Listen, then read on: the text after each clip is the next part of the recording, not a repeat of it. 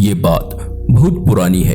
एक छोटे से गांव में एक पुरानी हवेली थी। गांव के लोग उस हवेली से दूर ही रहते थे क्योंकि कहा जाता था कि वहाँ भूत प्रेत का वास है। हवेली कई सालों से वीरान पड़ी हुई थी और उस हवेली के बारे में कई डरावनी कहानियां सुनाई जाती थी।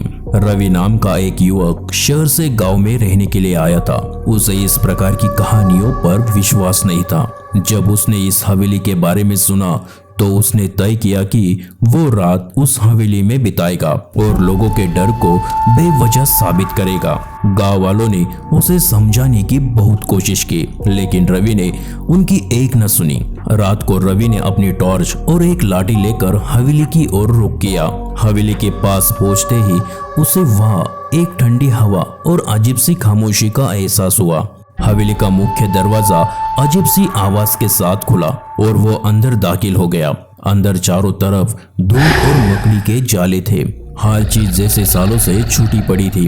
रवि ने एक पुरानी मेज पर अपना बिस्तर बिछाया और दीवार के पास एक टूटी हुई कुर्सी पर बैठ गया। रात गहरी होती जा रही थी और हवेली में अजीब अजीब आवाजें गूंजने लगी थी।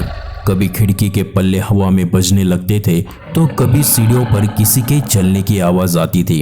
रवि ने इन सब को नजरअंदाज करने की कोशिश की, लेकिन तभी उसे ऐसा महसूस हुआ कि कोई उसके पीछे खड़ा हुआ है। रवि ने मुड़कर देखा, लेकिन वहां कोई नहीं था। उसकी दिल की धड़कनें तेज हो गई। वो जैसे ही वापस मुड़ने लगा, उसे लगा कि कोई उसके कंधे पर हाथ रख रहा है। वो तेजी से मुड़ा, पर वहां पर कोई भी नहीं था।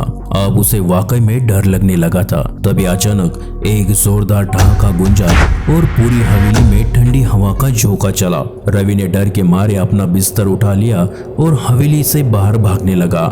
वह जैसे ही दरवाजे तक पहुंचा, दरवाजा अपने आप बंद हो गया।